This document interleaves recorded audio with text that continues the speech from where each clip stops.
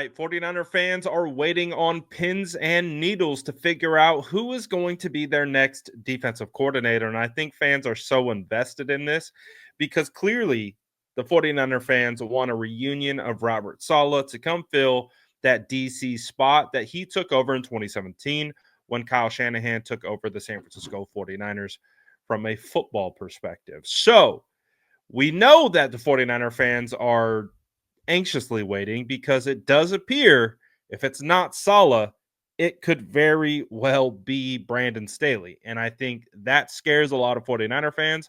So a little anxious to say the least, I think, but we do have a bit of a developing story on our hands.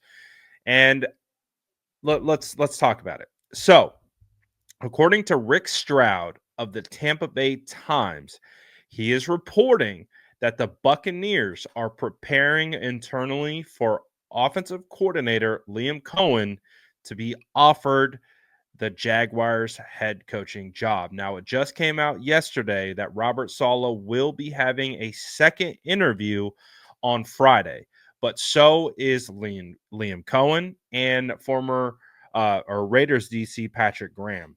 So there are three coaching candidates that are getting a second interview, Robert Saleh being one of them.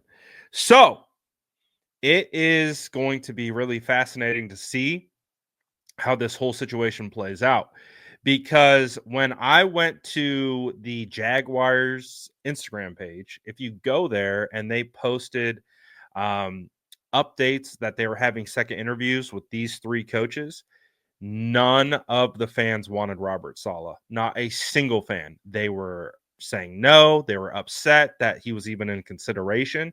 And then under Liam Cohen's post on the Jaguars page, this is all the Jags fans want. So it sounds like the momentum, and we understand fans don't make the decisions, but I think it is important, for a team to take into account public perception.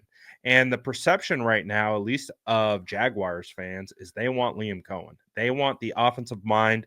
They want the not a like guy who was fired as a head coach. They want the guy who has helped the Bucks offense really thrive with Baker Mayfield and all the weapons that they've had.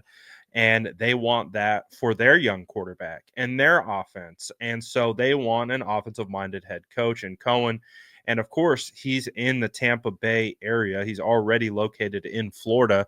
So it would make a lot of sense for Liam just to jump over to Jacksonville and take that head coaching job.